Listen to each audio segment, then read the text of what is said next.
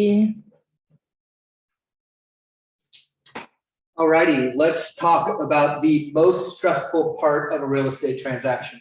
This is the part where everybody's on pins and needles. The buyer, the seller, like it's all fun when you're out shopping for homes, and when they find a home they like, that can be a little bit stressful, but when they find that your buyer finds a home they like and they write an offer and it's accepted, everybody's really excited. Same with the seller. You put the home on the market, they're a little apprehensive where you can get a price. They do, they're super excited. And then the realities of actually being in a real estate transaction set in. And this is the most stressful part for the buyer and for the seller, hands down. More real estate transactions are lost because of this provision right here than any other in the entire agreement. That's not a bad thing from both the buyer and seller side. I've always said to myself as a realtor that, like, if I'm not sale failing at 1 or 2 sales a year, I'm probably not doing a good job. I'm probably pushing people too hard to buy properties they shouldn't buy. And conversely, as a listing agent, that means if I don't have a couple sales fails, it means I'm probably pushing my sellers too hard to accept terms of a repair addendum that aren't in their best interest. Okay, so let's look at the contractual side. Let's get into the documents, and then if time allows, I'll give you my perspective on how I deal and what I think is the right approach from a buyer or seller as to deciding what's right, what's wrong with the home inspection. Okay, so we went through a little bit of this on the other day. we went through right here the buyer's expense.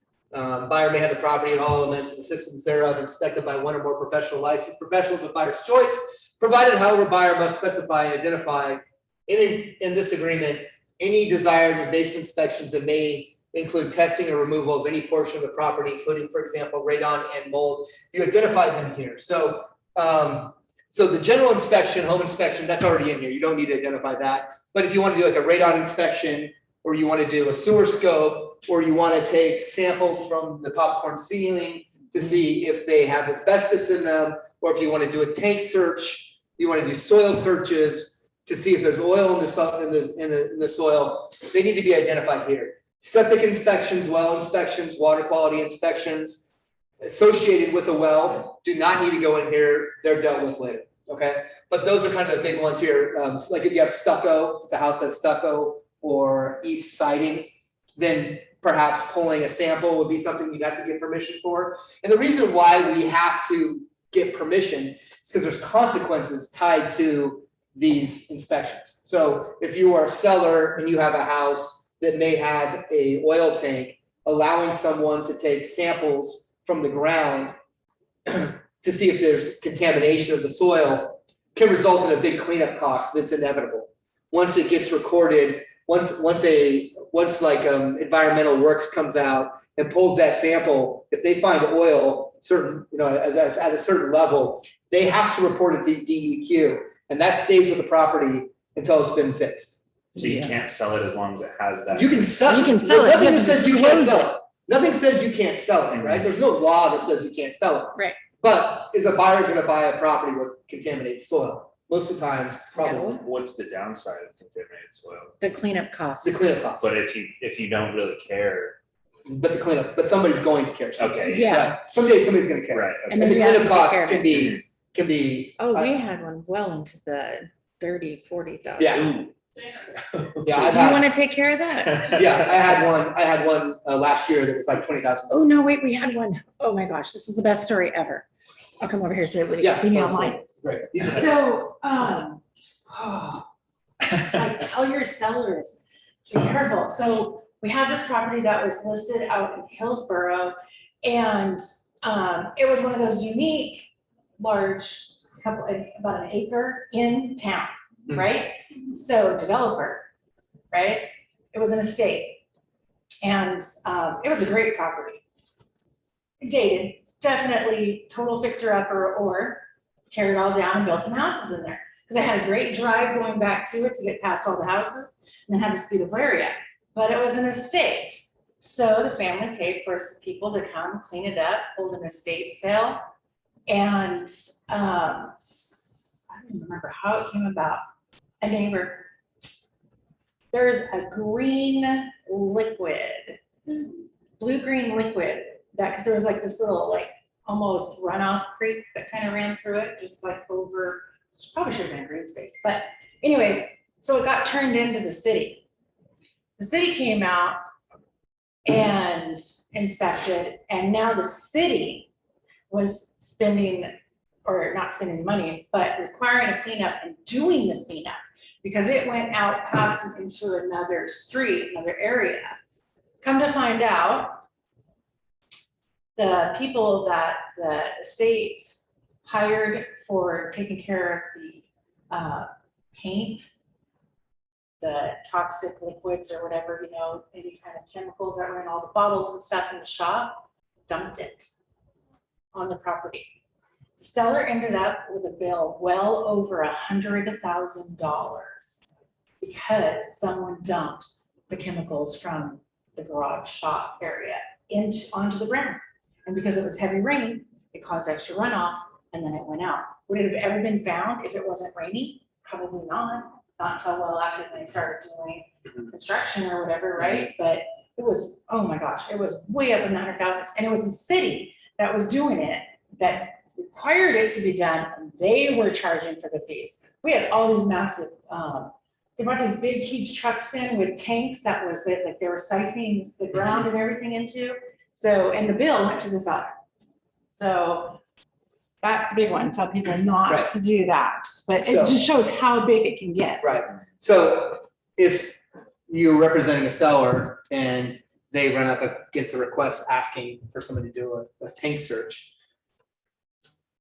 your first instinct would be say no, because of the repercussions of it. The problem is, no one's gonna buy the house. If they're worried about having a tank, they're not gonna buy the house probably. So it's like something that, as a buyer's rep, you want to address early on. If you think there's any chance there could be a tank, underground tank, you wanna make sure that you're, one, announcing it and then actually doing the inspection, so your clients don't have to worry about that in the future. Wait, so if you didn't want to do one, you could just say, hey, don't do it, and then hope that a buyer doesn't ask for one? Yeah, but like if you're over on the like east side of town, like close in, You're in gonna get an one. older house, you're gonna have a hard time selling a house unless you have. Everyone's gonna wanna do Is one. there a certain year where they stopped putting those? I can't say that for sure. Yeah, I don't know specifically when.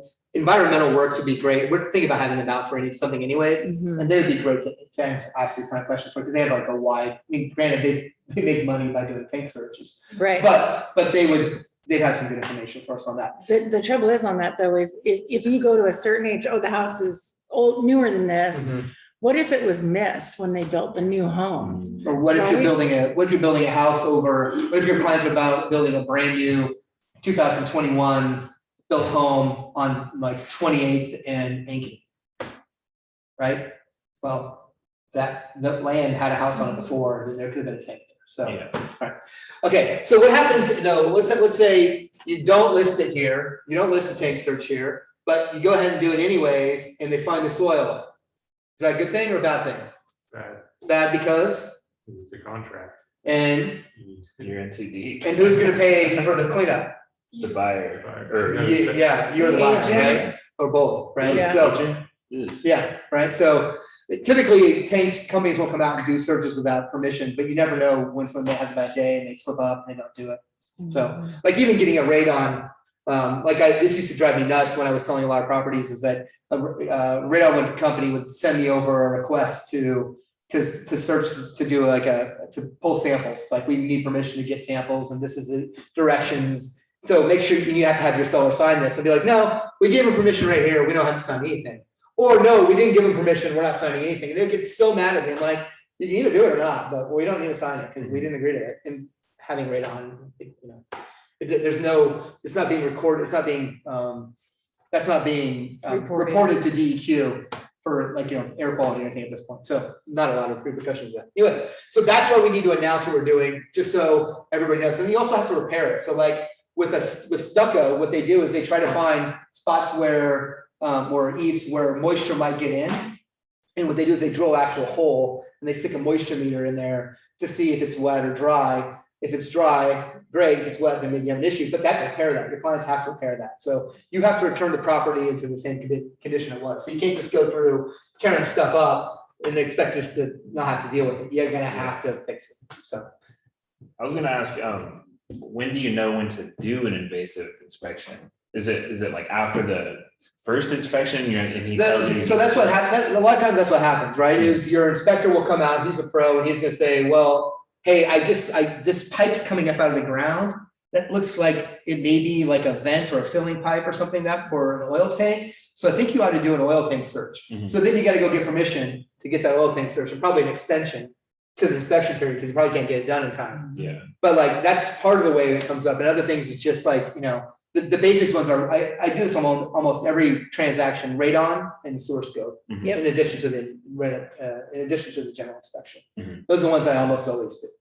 And I write in here, I'll just say sewer scope and radon testing at buyer's discretion. Mhm. So I usually put in there. Some people like to say, or any other inspection ordered by the inspector, but like, I don't think that would one stand up in court. Like, you Right. can't just say anything else in the whole world and then expect for it to be like, that, well, we're Okay, gonna no hold you to that. problem. Yeah, like, that's not reasonable. So, it also says to be specific. We're Identify. changing the agreement by putting anything in here. Like, you guys understand that by putting terms in here, like, see, this says 10 days. If you put 9 days in here, now you've changed the agreement, right? So saying you add anything into here, you're changing the agreement. So it's kind of like, these are all little addendums to the sales agreement. Okay. So that's why we need to announce what we're gonna do, and we need to get permission to do it. All right, so let's go up. Can you just go, Yeah. just scroll up so we get this whole section in? Okay, let's read this. Buyer understands. Buyer is responsible for the restoration of the property following any inspections, tests performed by the buyer or on buyer's behalf. Buyer shall have 10 business days, is typical. After the date buyer and seller have signed and accepted this agreement, here and after the inspection period. What's this, guys? What is this? What do we just do right here?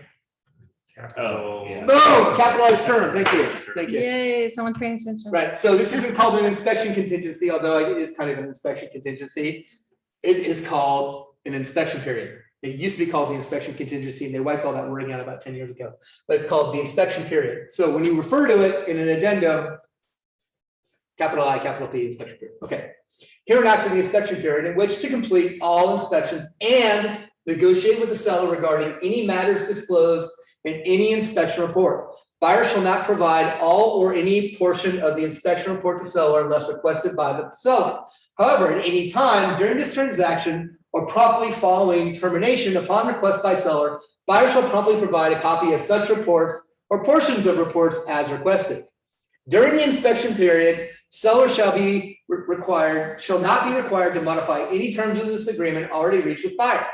Unless a written agreement has already been reached with seller regarding buyer's requests and repairs at any time during the inspection period, buyer may notify seller in writing of buyer's unconditional disapproval of the property based on any inspection reports, in which case all earnest money deposits shall probably be refunded and this transaction shall be terminated.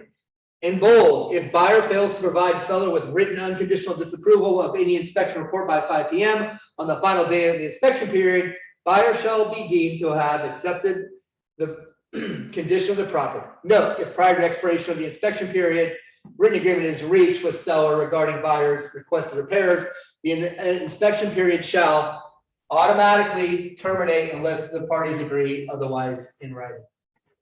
Okay, from the top.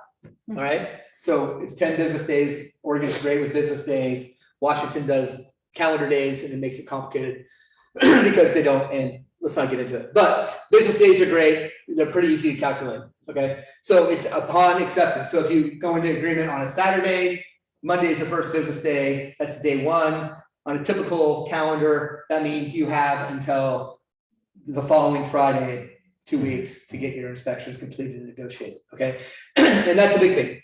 All inspections and negotiations, right? They must be done within that time frame. Let's say it's 5 p.m. on the last day of the inspection period, and you've been going back and forth, and the seller's like, okay, you know what, we'll do that. And the buyer's like, okay, we're happy with that, but you can't get the signature because the seller's on the golf course until like 7 o'clock. What do you do? Go to the golf course. Like that. Like that. Anybody? This is complicated, right? So this is where you find It's yourself. technically at 5 o'clock, it's already Yeah. unconditional approval. Right, but they promised. When you write an addendum and extend your period, But who's gonna sign it? Should have done it before. Who's gonna sign? You can't get the Yeah. signature on the agreement. You definitely can't get the signature on the extension, right? right, that's true. So we can't arbitrarily extend this, right? No. Back out, So you gotta be on top of back it. out. But one, don't wait it. Don't wait it. That's it. But inevitably, inevitably it's gonna happen then. Yep. So what you have to do is get terminated Mm, to protect the earnest money. And this is where it gets a little complicated, right? Let's say there's a backup offer. mm. The seller really wants, so the seller likes a backup offer too. Yeah. Puts you in a pickle, right? So don't want to find yourself in that position. So push to make your timelines. Make your timelines. Don't wait till the last minute to start negotiating on this stuff. And have the day before, you should be planning for an extension or A termination. termination, and you should be having a conversation. with your Or your clients. buyer's buying the assets. When I get in this position when I'm late like this, when I talk to my buyers about it, say, hey, these are our options, we can either trust them or we can terminate. And they'll say, well, can't we just get an extension? It's like, well, we asked, they're not giving it to us, so what do you wanna do? All right, so let them make that decision, but I'll have that termination like holstered in my like ready to be sent at like, 4:50 that day. Mhm. So I'm ready to go, I'd already signed, so I'm not waiting for the last minute, because like, one of my clients run into a meeting, they can't get out, they get stuck in traffic. Or they lose power, like, there's so many things that could go sideways on that. Wait, so if they choose, hey, we're gonna trust them, and then they find out after the fact, oh, something big came up. Well, let's say Are we're we gonna, resolved or like? let's say we decided that the roof needs to be replaced, and so finally I convinced the seller that it does need replaced, and they agreed to do it, right? They're the seller's agent told me, yeah, you know what, I talked to them, you're right, we're gonna replace that roof, looking forward to working with you. 501, I'm like, hey, I never got your addendum. Oh, gosh, you know what, they changed their mind. Mhm. Yeah. That's your Guess risk, what? that's Yep. your risk. Buyers right. are buying it as is. Yeah, the buyer's already at 5, because Right here. Yeah. mhm. Yep. If buyer shall have deemed to accepted the property condition, the condition of the property, so at 5 PM, so it's over. So you have nothing So to. you have no recourse. No Nope. recourse, yeah, because everything has to be in writing, right? Statute of frauds. Yeah. In real estate, everything has to be in writing, so How- don't, Like how specifically, does it have to be like a hard copy? Yeah. sign and delivered by Sign 5 and PM. delivered. Oh, man. Yeah. So nothing. That's like- why you're on top of Yeah, your we- dates, we right? probably That's the should- most important part. We probably should have started with this on day one, statute of frauds, right?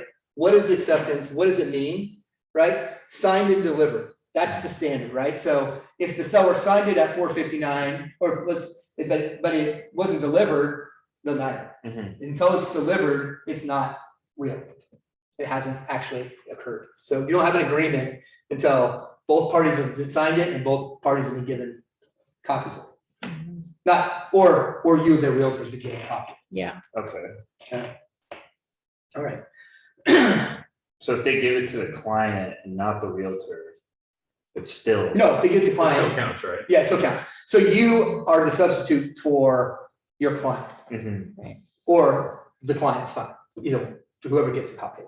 So what I was thinking was like, if they gave something to your client that you needed to see right then, but the client didn't show it to you, then that's just. Your There's client, other, agents are always gonna go through you. Yeah. You never let anyone have the contact information of your client. Mhm. Everything is agent to agent, Mhm. period. Mhm. but if it were to happen, and it does happen, It does. if it were to happen, it was to happen, then that's a violation of code of ethics. Mm. They should not be contacting your client, but your client may contact them. That's Yeah. happened. That has happened. That happens. You'll get a client who doesn't think you're doing enough for them, and they'll reach out and they'll start working deals around you. I've had that happen to me Oh, man. before. It's frustrating. But it happens. Or buyer and seller know each other and they contact each Mhm. other. Mhm. That's the worst. That's the absolute worst. There's no agent really involved in it. That's tough. Okay. So, let's go to, this is a big one, okay? Buyer shall not provide all or any portion of the inspection report to seller unless requested by seller. So, don't send the inspection report over to the buyer, to seller. Don't write your repair addendum with references to pages that you aren't allowed to send over to the seller. You're breaching the they can't agree to that. right? You can't say per page 5 of the agreement, do this, because they have no idea what that means. Because you can't send it to them unless they've agreed to already receive it, then you can probably add it. Wait, say that again. So the buyer is the one getting the inspection. Yes. done, And then you're not allowed to give the results of that to the seller. Unless requested, Unless they ask for it. in writing. I would Yeah. never send it over on a phone call. Because that's big, right? We used to do this all the time. It used to Oh be my like, gosh. it used to be like a gotcha thing you would do to the realtor, that you would send over a copy of the inspection report. So now you know, now you gotta disclose, gotcha, like, you're gonna make this repair. Well, I would never look at it. Never. I don't, as a seller's agent, I never look at inspection reports unless I have to. So the last thing I want to see is that inspection report. Yeah. The absolute last thing I want to see. Because I don't want to know about it. And I don't want my seller to know about it unless we have to know, unless it's like a reoccurring issue or something I know is a problem. But otherwise, and if I do ask for inspection reports, I only ask for the portion that addresses what The I'm issue. dealing with. Mm. Now, most property inspectors are able to like sequester out little pieces of the inspection report so that you can deliver it effectively. It's a nice business, it's a nice customer service thing. So never send it over. Like if the agent says, will you send it to me? Say, will you send that to me in a text? Then absolutely. So I just want to have proof that they asked me for it because it's tied to the contract. Mm. All right. Okay. However, at any time during the transaction or promptly following termination upon request by seller, buyer shall promptly provide a copy of such reports or portions of reports as requested. So or portions of it, that's the part that I like. This allows the seller to request just what they want out of there. And then you have to deliver it. If they terminated and they requested, you have to deliver it. As even prior to termination, if they ask for it, I always deliver it as a buyer's agent because I want them to have that information so they can make a better decision. So as a buyer's agent, you're dying to get the report in the hands of the client, of the seller. As a seller's agent, you don't want to, but if it clarifies what the repair is that you're requesting, I mean, obviously you guys are gonna write repair addendums that are specific enough that you don't need the inspection report to figure out what needs to be fixed. But sometimes it helps. Okay, so the seller or the buyer would get the results of this inspection and then they would see, oh, this stuff is wrong with it. And then they would just request specific repairs. They wouldn't say, I mean, they would still be giving you the content of the report. Some of it, yeah. Or at least the stuff that's important enough to. You'd be transcribed, what you're doing is you're gonna write an addendum saying repair Okay. this as follows. As the buyer agent, you're going to get a copy of that as well. And you're Yeah. going to go over it. Okay. Does the addendum count as a seller's agent or seller knowing about the problem? No, Oh, I don't okay. think so. In my opinion, it does not. Okay. Now, if somebody told you something, you probably would be obligated to look at it to verify it. And if it's obvious that that is a problem, then yeah, then you have to disclose it in the future.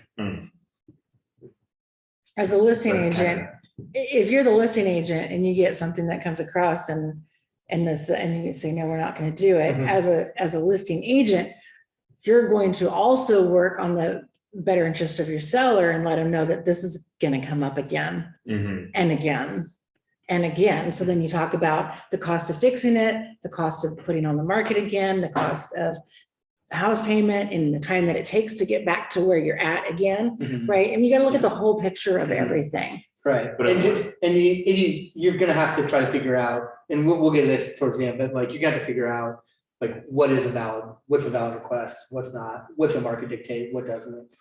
Okay, but like, here's a kind of a pickle for you, let me paint this to you, so, I'm representing a seller, we had a home inspection, the buyer requested a new water heater because it's close to the end of its useful life. It's working fine, water's hot, I get it all that I want, never cold, Mhm. right? The water's great. But the inspector told the buyer that the water heater is towards the end of its useful life. And so they've requested a new one. Am I, as a listing agent, how do I have to disclose that?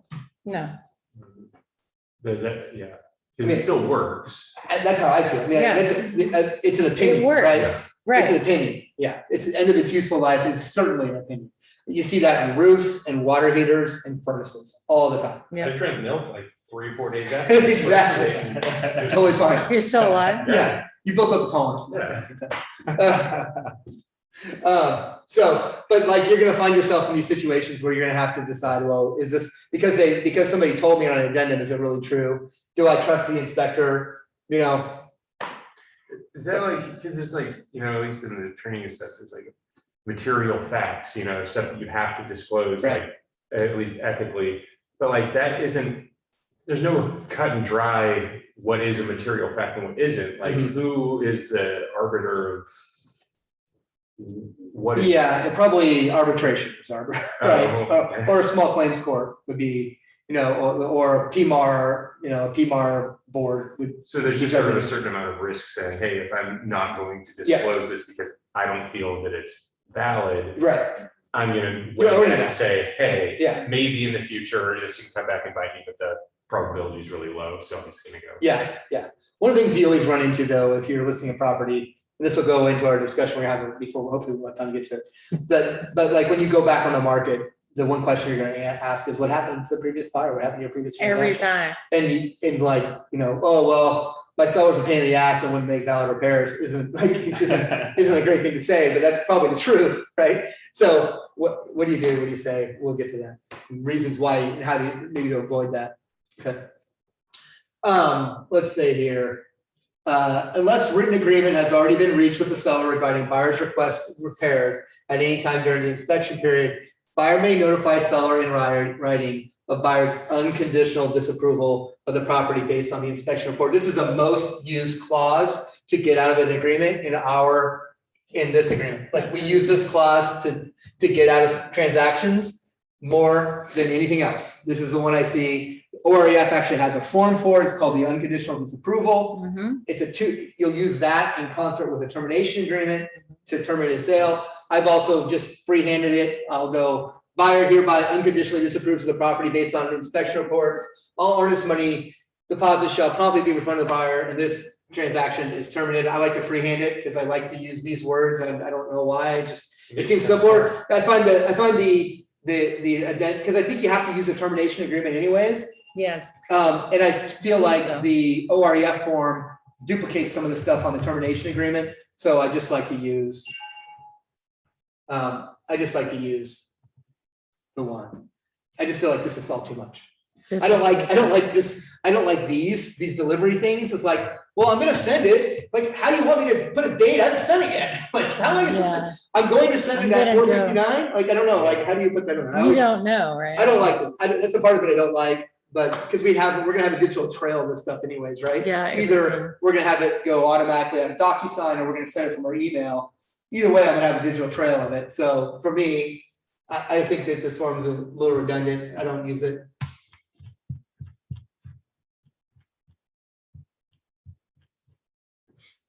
It'd be for you, I should. Okay. All right, so then obviously this is all in bold for a reason. I don't know if we need to go over it again. 5 p.m. is deadline, period. Okay. All right, let's look at the This little box right here, Yeah, so there's another inspection. or this box. Those are your options. Yep, so you're gonna choose one of those. So this one is the entirety of it. You're going to list your inspections right here, and all of this language is valid. If you check this box down here, that's the Plan B inspection procedure, and we're gonna look at that right now. So just to be 100% clear, if you don't see it in writing from the inspector, you didn't see it, right? Well, there's no 100%. One, get that out of your mind. There's no 100%, right? There's no 100% rule of thumb. That's All right, okay. But and it depends on the thing. Like, so if you see an addendum that says repair the dry rot at the southeast corner of the window or the southeast side of the siding, That's you something. probably have a responsibility to go out and look to see if there's dry rot in the southeast corner of the building. And if so, now you have to disclose it. Yeah. Right. But if it's like an opinion, then that's kind of. An opinion thing, yeah. Yeah, okay, Yeah, like end of its useful life is certainly an opinion. right. I've seen furnaces go on I've been in houses with like 40-year-old furnaces before, right? Yeah. And like, they just keep. Is it fixing the most efficient? Probably not, but That still works. Okay, so all of the verbiage that we just looked at, like about the legalese regarding the inspection period and the delivery of documents and the timelines, it's all, and it's all the same, right? What is different about this is that we are going to identify these inspections that we're going to do. That's the difference between the two. And typically, if you just check, yes, yes, yes, yes, yes, yes, yes, yes, yes, yes, no one will think twice about it. Do you prefer this? over- I don't use this. I don't know why I don't use it, because it really is. Covers your butt. The only time I don't, you know why I don't use it? Well, I wouldn't check the other box unless there was something there. But- No, yeah, let's put But, that. but the most reason of why I them haven't yes. used this, one time I was in a deal and this document got sent to a lender. And the lender was like, Where's where are all these inspections? repairs? Where are all these inspections? Where are all that? We want copies of all this because it's part of the agreement. And we're like, well, we didn't do all these. Then we need to see the addendum that says you didn't do all this. The lender is the one an addendum for everything. And they don't want an addendum for anything, but if you give them a hint that there's something, then they want to have the file Yeah. be complete. So that's why I don't use this one. But it's like I said, it works totally fine. You have all of the things spelled out here. So there's no reason not to use it. Okay, let's go to the buyer's repair addendum. Nope, that's not where I wanted. Sorry.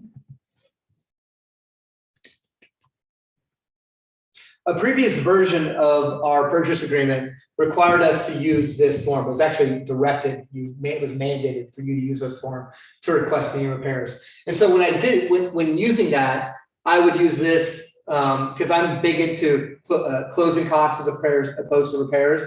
I really like my clients getting money for it if they haven't already, if there's enough closing costs to fix it. I'd rather my buyer client have the ability to choose their contractor and choose the materials and choose the method which the repair is being done. Even if they have to pay a little bit more out of pocket, I think in the long term, it's probably a better fix. Wait, so you said that you would deal that the buyer would pay the repair costs in return for the seller paying the closing costs? Exactly. Well, Right. you'd ask for a credit.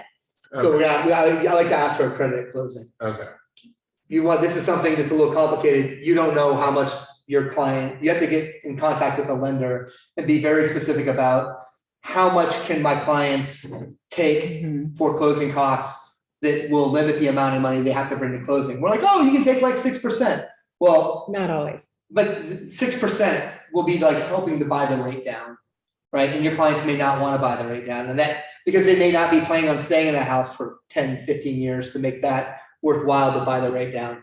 So, and it doesn't help them pay for a repair that needs to get done, because you're saving $14 a month, doesn't help you fix the roof, right? So there is a certain amount though, prepays and closing costs, there's a certain amount they're going to bring in regardless of what the seller credit's gonna be, and you can hit that number. So it's like, it's hard to quantitate this, but like, I have this come up in every single one of my transactions. Every one of them. yeah, it's complicated, it's stressful, So stressful. Yeah. So- because lenders don't get it. Well, and sometimes. like learning how to communicate, like who to communicate about it with it first, and then, like talk to your clients, but Yeah, they and- should know what their closing costs are. Yep. It's just good etiquette to like talk to them first and then talk to the lender. absolutely, It's not yeah. When you're having a discussion with the lender, be like, how much are the closing costs going to be on the loan as it stands right now? Right? That's the number that's important. That's the number that's gonna go really big right in your client's pocket. So instead of bringing $10,000 at closing, you negotiated a $5,000 credit at closing, and that's gonna go in their pocket. That's not going in their pocket, They get but that's to just keep. money, that's money they get to keep. They don't have to bring it to closing with. I've had them say like, well, how much do you need? So you don't wanna like Yeah. have them change the numbers on your client also. Right. So, Yeah, because they can start building stuff in Yes. that they weren't gonna build in otherwise, yeah. Make sure you're working with a good lender, and make sure you have a rapport with that lender, so you can have these conversations and know what you're talking about. Yeah. Okay, so let's just read this. Presentation of this addendum to seller shall not constitute a counteroffer or refusal by buyer to honor the terms of the existing sale agreement. Note, buyer should promptly deliver this repair addendum to seller. Since there is no deadline for seller's acceptance of this proposal, the parties may wish to consider a written extension of any applicable inspection periods. The parties may want to consider it. So that means you can't do it alone, right? Can't extend on your own. And then we get this a lot. If we ask for repair, can the seller tell me no, and we're not selling you the house? No, they can't do that. So if you're asking for a repair, they can say, no, we're not going to make this repair, but they can't say, no, we're not gonna make this repair and not sell you the house. I get that question a lot. That's not a thing. Okay. In fact, once the seller agrees to sell the house, it's almost impossible for them to not sell. Like if your client wants to buy it, like the buyer's got all these ways to get out of the sale. The seller doesn't have any. Okay. Repairs/corrective actions requested by buyer. Buyer requests seller to perform the following repairs and or take other corrective actions described as follows. Note, seller may request a copy of any inspection upon which the following items are based. If the completion date for the repairs corrective actions is beyond the scheduled closing date, the party should identify a new closing date as part of this addendum. Buyer shall not provide all or any portion of the inspection reports to seller requested by buyer. Okay, so in this section here is where we're going to ask for our repairs. Okay, and if there's too many things, then we're going to name the addendum here that we're going to continue on to, right? So we've got a general addendum. It's like a normal real estate addendum. This addendum to real estate agreement is what it's called. That's what we would use for these additional overflow things. I also use this for another thing. We'll get this to in a second. But here you would say, you don't have to say replace. You just say replace water heater, new roof, new 30-year architectural roof in such and such color. Or you want to be very specific, I think, with what you're asking for here, so that somebody can read it without having to have any kind of background knowledge on what you're asking for. Because you don't want to ask for repair and then the seller thinks, well, we did it, and then your buyer's like, well, you didn't. And because you were vague in the application of the repair. So sometimes it's good to have a bid and say, repair according, repair roof in adherence with bid number such and such from, Quality Roofing, so that's really specific, that's be specifically laid out about what you're doing. Or even better still, contract Quality Roofing to make the bid, to make the repair bid attached or something like that. Okay. What I typically will do, like sometimes there'll be certain things like a water heater replacement or repairing a sewer line. This is mostly repairing a sewer line where I'll ask for that actually to be done because it's a non-exact cost. Like it could grow based upon if they find a boulder sitting on top of the place where they have to repair the sewer line, the cost could get more expensive. So a sewer line is something that I typically will have fixed if I'm representing a buyer. And I'll say, repair sewer line at repair break in sewer line at approximately, 16 feet from the house to 18 feet of the house or something like that. And then I'll ask for a credit for the remaining stuff. So I'll put addendum, and I use dates for my addendum. So today it would be addendum 12.8.2021. And then I go to a general addendum and I would say on the standard real estate, addendum to residential real estate agreement, I would say seller to credit buyer $10,000 towards buyer's prepaid closing costs. Actually, so you would credit them to make the repairs themselves. I never put, no, this would be for something separate. So if there's multiple things going on, I would ask for the repair. And then if I didn't want the repairs done on some of this other stuff, I'd ask for a credit as well. But I would do that credit on a separate addendum. Right. But what's the difference? Oh, sorry. No, you're good. You fit. Oh, I was just gonna say, if they're making or if you're specifying exactly who you want to do it, or you had them bid it out, then why can't you just put that so that they're not running the risk of having some shoddy guy come in and just fix it up so it's like good enough to sell? Well, yeah, so that's I think we're on the same page here. So I'm gonna be really specific about what I want. But if there's more that I want that I'm not gonna have some shoddy guy come out and do, I just want a credit for it, then I'll put it on a separate addendum and I'll request a credit. Okay. So let's just do this real quick. Let's just, can you write, type in here, Oh, it wants me to type. install the water heater.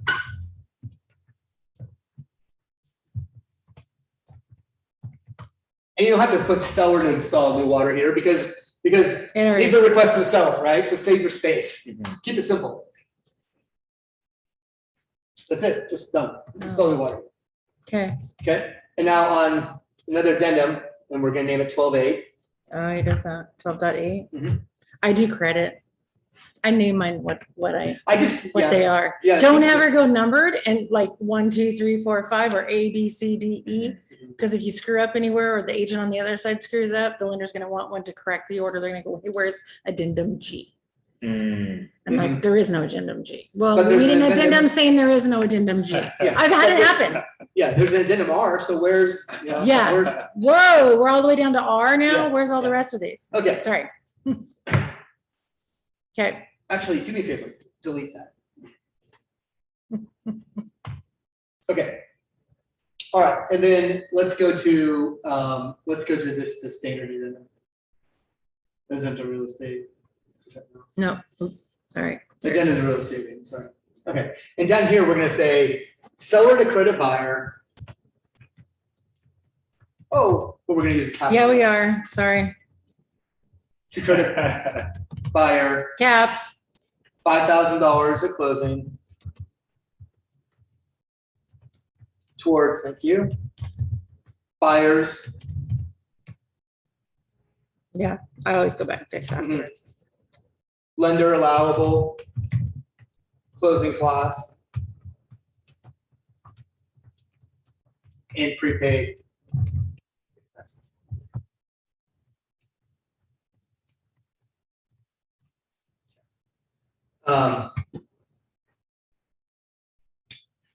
And then just put like number 1 next to that. I'm gonna set Oh, up a we're gonna do scenario. a few? I'm gonna set up a scenario here that I dealt with one time. And then 2. Inspection period. Is hereby terminated. Really? Okay, so I actually received this addendum one time in this exact, these 2 addendums. One was in the water, it was actually replace the roof. And then there was this. And so let's go back to the other one. I don't know if it's gonna save. Hold on. Hopefully it's saved. I think it'll say, Well, that one will now, but I don't know if this one will. Hey, it's Okay. saved. so I had a house, we went into contract. We made a price reduction and the offer came in like $10,000 below where our offer price, what our list price is at. And we went into contract with it. And I told the buyer's agent, we are not paying for the roof. You guys know the roof needs to be replaced. We're giving you a good price on this house. We're not paying for the roof. Don't ask for a roof. We're not paying for it. Guess what they did? Ask for the roof. Ask for the roof and a credit. Dang right, why And a not? credit, and then like a $5,000 credit. And they did it just like this. So what I did was we had them sign the other addendum and then rejected this one. And we sent it back and the buyer's agent was like, I don't understand what's going on here. Like, what do you mean? It's like, oh yeah, we're gonna give you the $5,000 credit, but we're not, and my clients love this because they were pissed. And so it was, I don't think they wanted to pay the $5,000, but I think it was worth $5,000 to them just to stick it to this realtor because they agreed to not do this, right? So we declined that, signed it, agreed to the other one, and I sent it back to the buyer's agent. He's like, I don't understand. Like, what do you agreed to one, not the other? I was like, yeah. So we're gonna give you guys the credit, but we're not gonna give you the roof.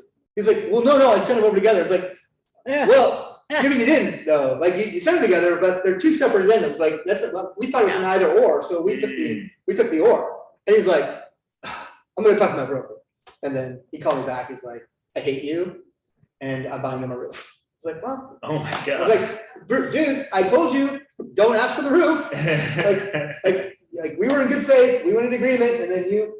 So when is a good time to have a conversation with the other agent, so they know ahead of time, like when you're getting into contract, you told them? We just as we were agreeing to, I just told him, he's writing the deal, he's, called me If up. that's not listed in the listing. And even then, wouldn't be binding anyway, right? But we are having a discussion, I got the offer, it's like, okay, hey, I think we're going to accept your offer. That said, we're not doing the roof. Okay, I was like, no, like the roof needs to be repaired, we're not doing it, you realize that, right? We're not doing the roof. Got it, we're not doing the roof. Then you still put it in. And they still put it in. And then you could just sign the one and not the other because he ended the inspection Because- period. Because he ended the inspection period.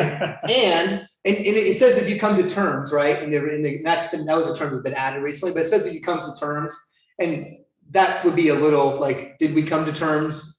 You probably could figured out the intent of that would be to come to terms that were, like, that they had sent that over as part of their repair addendum, right? So even though they weren't linked, you could probably make the case that, hey, this was in accordance, this was directly derived from the repair inspection period, and therefore signing it terminated. So I added that verbiage in there because he added that verbiage, but I think even that verbiage wasn't there. And if you go up a little bit here, and he didn't link the addendums together because he sent me two separate addendums. Oh, he didn't put it in there? He didn't put it in there. If he put it in there, he would have had nothing. I see. Oh, my But- favorite word, Yeah. dumb ass. Yeah, right? Seriously. So if he had put addendum 12.8 there, or whatever the addendum name was, he'd have been fine. We couldn't have pulled that on him. But because he didn't, we got him. And it was only because I don't pull this on people unless they're not playing fair. Yeah. Right. He added the roof. He added the roof. I told him he was gonna get a roof.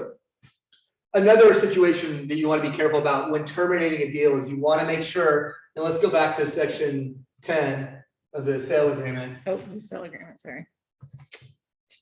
And this is something I see violated almost, I mean, I don't know if it's a daily basis, but a lot of people feel like they can send over a termination agreement, kill the sale, and that they don't need to cite the clause in which they're terminating the sale for. You absolutely have to cite the clause, because it says right here, buyer may notify seller in writing of buyer's unconditional disapproval of the property based on the inspection report. So I had a deal where we were going back and forth, they had given us ridiculous requests for repairs for things that we could not substantiate needed to be fixed.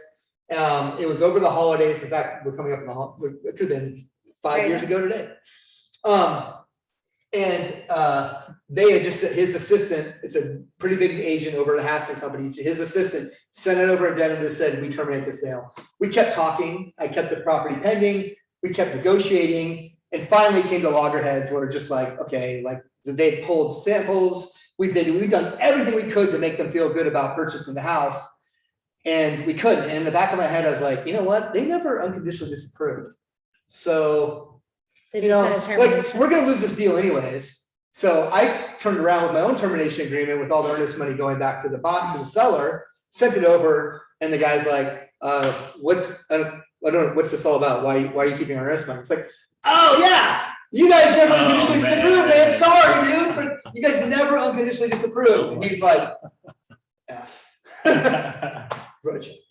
So, like, again, like, when people are playing fair or being reasonable, I'm super reasonable, but like, if they mess with me, they better have their I's dotted and their T's crossed, because I will represent my clients, and I will take, I will, go. In both those cases, we walked away scot-free. They could have made arguments of both of them and tied up, they could have left that earnest money in escrow. We could have never got anywhere on both of these things. We could have, they probably could have fought and got some of that money back. But because they just didn't. But I think we had the right, we were on the winning side because they didn't follow the protocols in the agreement and they were sloppy with their paperwork. But yeah, okay. Don't mess with Kelly. Well, and know too, that Kelly's in your guys' pocket too, Yeah, right? absolutely. Well, Here no, to it's not help that, you with making sure you're doing it right. it's not that I'm bad, it's just that I know No. the terms of the agreement, Right. right? It's like I just know the terms of the agreement, like, they're bad, they're not good at what they did because They're not reading it, they're not paying attention, right? They Like- do a termination agreement, but not unconditional disapproval. Yeah. so you have to send both. Okay. So you either use the unconditional agreement form or write your own, stealing the words from this term right here. Yeah. And then you're covered, right? You're totally, but just sending over the termination agreement, like, I guess we could extrapolate some intent from that, but no, the agreement says what the agreement says. And so, Statute of Frauds says everything has to be in writing. So it wasn't really in writing, at least not the way it's supposed to be. Wait, so because they terminated the sale, but they didn't say why, then you just get to keep their deposit? Anytime I terminate sale, I want to cite the term in the agreement that I'm using to terminate the sale. Yeah. Anytime. So if it's because of a financial contingency, whatever it is, I'm gonna have either a pre-printed OREF form that addresses it, or I'm going to write my own that says per section 5.1 of the sale agreement, the property is not, the sale is the property did not appraise for the lender's appraisal, for the lender's appraisal did not appraise for the purchase price. Therefore, this sale under section 5.1 of the sale agreement is terminated. have my client sign that, and then I would also do the termination agreement and have them both sent over, just that way we're citing clauses. I mean, especially if there's a timeline tied to it, then I definitely want to have something citing the clause. If it's something more vague, it's not as important. If it's something that's not on a timeline, then it's not as important to cite the clause. But I think it's professional to cite the clause. I think you show off your client and you know what you're talking about when you cite the clause. And then if the other agent feels like they're going to challenge you on it, you're like, bro, it's 5.1, man, or it's, you know, whatever the term is, like I've cited it, you know it, like go read it if you have any questions. It's done. It's very specific. And so when you're writing that, you need to have specific wording, buyer's unconditional approval. If I'm writing an addendum, like if I'm just changing the closing date, I may go look in the wording that says, I may just extrapolate that sentence and change it to fit the term. But like the words in here, like there's a reason why we're using these words. So, and I think it's professional to use those words in your addendum. And it's easier, right? It's like, heck, they gave it to you, right? You're sitting there wondering how to do it. Like, just go read it. Just go read it. And then write it and change it and you're done. So, we got 7 minutes left. Okay. Seller, yeah. Yeah, so Let's go back to the buyer. I was just gonna go back to how you were asking for repairs and a credit. And then you don't have to disclose what the credit's for. Do you No, typically? I do leave that off. Never. I would leave it off because the lender doesn't want to know what the credit's for. Oh, let's get it right. The underwriter wants, The underwriter does not want to know what that credit. well, they do. They want to know everything. They don't. You don't want them. They to. don't want, the underwriter doesn't want to know anything, but if you give them hints, then they have to know. Then they'll be So if you like, say we need a it's for- copy of that, or we need that completed before So closing. you're gonna convey that in the email and conversation, but that's what it's for. So if you put on there seller to give $10,000 credit to buyer towards closing costs and prepaids for or in lieu of roof repair or whatever it is that you do, that goes to the lender. Now the lender is gonna go, oh, wait, there's a roof issue? Like, so you leave that in the Now we agenda. want that completed prior to closing, regardless if you've agreed with the seller that you're getting a credit instead of the repair. So, and now you have a big issue, right? Yeah, because now the lender's like, we're not lending on a house with a bad roof. Right. So in your email, you would just say, you know, there are other repairs needed. Yeah. That we're asking for. Yeah, in lieu of the following repairs or we're asking for $10,000. And you can say like bids upon request if you want. If you have the bids, it's so hard, you know how it is. to get bids. It's You're really hard very to good get at it. bids. Megan is the queen of getting bids. She's very good at it. She's dogged about it. I think you must be like, Like, how many bids do you want? yeah, she's really good at it. I don't know how she does it. She's really good at it. Would you just call a contractor and say, hey, I've got a house with this sort of square footage, Oh. and this Yeah, I this got style it. of roof or I'm an something? agent, I got an inspection report, I need this looked at in the next few days are available. And sometimes they'll be like, no, because you're a Like, no, realtor. I've literally called half the city. Mhm. I'm not joking. A lot of No, times contractors will be like, It's oh, really you're just hard. pushing for a number for a credit. yeah, It's good to have relationships, like what Dwight's done, he's done this very well, is he's created relationships with the same people, so that they know that like, well, yeah, 8 out of 10 times I'm not getting this job, but 2 times I will, and so forth. right. And, yeah, relationship, and I built Build a relationships through it. Yeah. Got a chin tag. Yeah, Oh, actually do. so if you're calling somebody, say, hey, look, I don't know if this is gonna turn into a job, be honest, I don't know if it's gonna turn into a job for you or not. Yeah.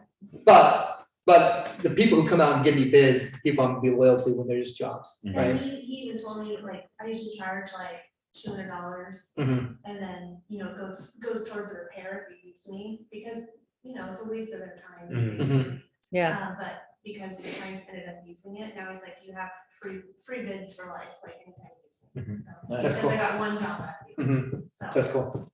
It's a good relationship. Okay, so seller can decline, they either agrees or disagrees to make the repair down here. If they decline, they have the option of using OREF 22B, seller's repair addendum to buyer. Oh, let's go back to this again. Hold on, let's before we finish, let's go back here at the top. Not all the way top, let's go here. yeah. So warning, if the inspection period specified in the inspection section applicable to the sale agreement or section 1 of the ORF 058 professional inspection addendum, if used in this transaction, is not properly extended. If buyer fails to deliver written unconditional disapproval of buyer's inspection reports by 5 p.m. the last day, so we know, we've talked about this, we know 5 p.m. is the deadline, right? Unless otherwise provided above, all repairs and corrective actions requiring the use of contractors, example, for electrical, HVAC, plumbing, or some more specialty work, shall be performed by Oregon licensed and bonded contractors in a workmanlike manner in accordance with all applicable laws, codes, ordinances, and shall be paid by seller prior to closing date or at closing. Okay, so that's another how it works, right? So this is where it stipulates who can do the job. So the homeowner can't just go and replace the electrical box, right? But I guess they can, but you don't have to accept that work, right? Okay. Completion, repairs, corrective actions shall be completed on or before the completion date. And I usually do about 3 days prior to closing. That gives us enough time, maybe a week, maybe a week. You want to make sure you give them enough time to get the work done. Like, there's nothing I hate to see more than somebody who wants this stuff done like in 10 days, and we're gonna close in like 30 days. It's like, we're never gonna get all this stuff done in 10 days. Like, you be realistic, okay, please, this is crazy. So put a realistic date in here, but you wanna have time for your clients to be able to re-inspect it, and this is what we're gonna talk about now. Corrective repairs action shall be completed on or before, capitalized term, completion date. Seller shall give buyer written notice of completion of repairs or corrective actions and provide any receipts of labor and materials with proof of payment in full unless it's being paid out of escrow. Buyer may, with buyer's inspector, within however many business days you put in there, following receipt of such notice, re-inspect the property to confirm that repairs, corrective actions has been corrected, okay? So the re-inspection process is another kind of harrowing part of the agreement because you're like, oh my God, it's like a week before closing. I hope they did it right. I hope they did it right. And bring this addendum with you because it's not what the inspector thinks the repair should be. It's what you wrote. So that's what the standard is, right? So if they didn't fix it because you didn't write it right, that's on you, right? And you can try to get the seller to come back and fix it the way the inspector wanted it done, but good luck with that. So writing it out is like, seriously, it's really, it's the hardest part. I think the hardest thing what we do is write what it is, what it repairs. Yeah. It's like replace water heater is pretty good, although replace water heater with what, right? Like I didn't stipulate the size or the brand or anything. Yeah, I just did that for quickness. So you don't want to be specific. Could you put in there like to Oregon code or I don't know, because it's not like we're gonna know. Well, so you don't really have to say the code because it's already in here. It's already in there. Codes and ordinances, Oh, okay. with applicable codes and ordinances, it's But it's already in gonna be there. like, do you want a 20-gallon, 30-gallon, 50-gallon? Yeah. I had a fireplace insert installed and it turned out beautiful. My clients were super happy, but like literally it was like, there was supposed to be like 13 inches of clearing in front of it from like the edge of the fireplace, the brick, and there was like 12 and a half when the inspector came back out. And so my clients were like, Who cares? but I mean, that's just an example. Like things I would have never thought of. Yeah. Come on. Mm-hmm. Like, how do you know that? Right, yeah, you wouldn't have to write that because it's already in here. And if it's done by a bonded contractor, they have to do it to code, right? They can't just do it however they want. So we could have fought back and said, You could this was installed incorrectly. give me the half inch, Yeah. but reasonable, thank God, thank God reasonable minds prevail, right? 10 inches. Yeah. Right, yeah, thank God. I had one time where we had agreed to make a repair. It was on a townhome. And it was like a repair inside of a firebox where there was like a little switch that was off. And in order for us to make the repair, it entailed like having to like redo the entire gas line and get permission from the HOA and like reroute it. I think Northwest Natural. Wow. It was horrible. It was like for something that was so minuscule in the first place. And so we were lucky that the buyer was reasonable and just said, oh, look, yeah, no, I get it. Like, that's not reasonable. Like, I want to move in too someday. We'll just take it as it is. It's not that big of a deal. But like, you could find yourself agreeing to something that is completely that once you dig into it, can't be fixed. Like, you could find like replace the fixture with this or something. Like, well, the fixture may not exist anymore. So then what, right? So then reasonable minds have to get involved and hopefully come up with a solution that works. Mm. You know, but you could lose a deal on something like that. I was gonna say, how would that work if you said the seller has less of a way to back out? What if you sign it thinking that, okay, yeah, we'll fix that, and then all of a sudden, The word reasonable, right? What's reasonable? So Okay. that's the answer. What's Okay. reasonable? Because you're gonna go in front of an arbitrator and you just say, look, they said they were gonna do this. And they're like, we honestly, we had no idea what that meant, Yeah. how entailed that was. Like, we didn't know that it was gonna be this complicated to do this. You know, initially, just replacing that switch seemed very simple. right? But what we didn't know is we had to replace everything up to the switch to get there. That's not, we don't find that to be reasonable. We're not gonna do that. And then what, I mean, like they're gonna take you to court over that? Maybe. Take you to arbitration over that? Maybe. Mhm. But Mhm. that's where you have to be, people have to be reasonable. Yeah. All right. Well, I think we did a pretty good job. There's a seller's repair addendum, which is a response to the Yeah. buyers, right? And it says all the same stuff. It just has a names flip-flopped. Yeah, it used to be different. They changed it. Yeah, now it just says seller's repair addendum, and then, you know, corrective actions, these are the actions requested to buyer, See, it looks exactly the same. exactly the same Right. stuff. It just, the seller's agreeing to do these ahead of time, and then the buyer decides if this is sufficient or not. They can, And then the buyer can come back with their own with addendum. another buyer repair addendum. So basically, they're countering, they're like counter offers, right? Yeah. I'm not- Or new offers, not counter They're, yeah, offers. they're new. They're new So offers. this Everyone one's is a new saying- offer. This is what we're willing to do? Yeah, Okay. Yeah, That this was is a what we're willing request. to This do. one's saying this is what is actually, okay. Yeah, Yeah. this is the stuff we'll actually do. Okay. And so and then when you're reading it, make sure that you're trying not to say, well, this survived and this didn't survive, this, we don't do. nope, completely new It's offer. completely fresh. I see. And I think important to emphasize, you wanna have time to negotiate, like. that- Yes. Keep that in mind, like you can't just turn your request in at the last hour and And say, Yeah, yeah. Uh-huh. No, accept it. I got it to you at 4:50. No, So we had, this is some, do you guys have time? mm-mm. Nope. You don't. No, they do. I think Kirk's here. He's our special guest for our group coaching. Okay, I'll just tell the story real quick. So, we represented sellers, buyers asked for repairs at literally 4 o'clock on the last day of the inspection period. Sellers on the golf course, this is a true story, couldn't respond to it, wasn't gonna respond to it anyways, because it was a ridiculous request for repairs. It was the worst case scenario. They don't want new siding, new roof. They want like $100,000 in repairs on this million two house. Sellers are gonna decline anyways.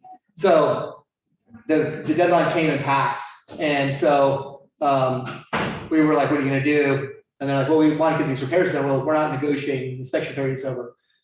This buyer went and thought, well, we'll have the appraisal done, and the appraiser's gonna see that this stuff's bad, and they're gonna ask for it to be done. And then it'll be a condition of closing to get the property to qualify for financing, like it says in 5.1 of the agreement, right? Well, appraiser came out and appraised property, he's like, hey, you guys are getting great buying this, it's actually worth $50,000 than you run it for. Man. So then the buyer went to the lender and was like, there's repairs we wanna have made on this house, we can't afford to make them. The roof needs to be done, this needs to be done, the lender said, well, we're not lending on this property. And so here we are, Mm. they're saying that the lender declined it, we're like, no, I mean, yeah, but that's not the spirit of the agreement. Like, you completely tried to subvert the inspection period, not only were you unreasonable, but you submitted your request at the very last minute, and then you didn't terminate, like, you're just trying to subvert the whole agreement. That, I don't know how that's gonna come out, earnest money is sitting in account, sellers don't wanna release it, buyers want it back, they're probably gonna go to arbitration over it, and I hope we win, because I just think that's not how things are supposed to go. Like, you can't rely on the lender to bail you out on a repair, right? Yeah. You can't subvert the agreement by saying, well, we'll just wait, because how fair is that to the seller? Like, they've been off the property, off the market for a month, and all of a sudden they get this pulled on, that's something that should have been negotiated 2 weeks, 3 weeks before, that's not fair to the seller. If it's after the inspection period, then aren't they just have to take it anyway, don't they? Well, yeah, but if you're, like, let's say you're representing a buyer and it's an FHA property, you go through and you negotiate repairs, and the appraiser comes out and they look in the crawl space and they're like, water in the crawl space, sorry, can't land on this until the water in the crawl space has been fixed. Mhm. That's like a loophole. Yeah, like there's certain things that there will be conditions upon the sale, so, Yeah. yeah.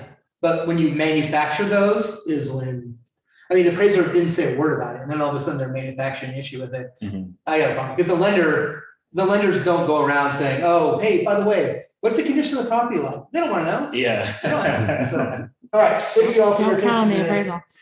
Thank you. Thank you, Kelly. You're awesome as always. Thanks all. I'm gonna give everybody like a 2-3 minute break to go use the restroom if they need to get some water. And then we're gonna have, Kirk is joining us to talk about, real estate and how he got, Basically contacts. how he reached out to all of it, his lead gen, right? How he does his lead gen, how coming here to KW changed his life. And I just really, I love having you guys hear from another agent. He was supposed to be here last Thursday, but Tanya forgot. And so, and we're booked all the way through on our masterminds doing those other classes. So we're gonna do it in group coaching. Is everyone all right with that? Mhm. Cool. Okay, let's take a couple minute break.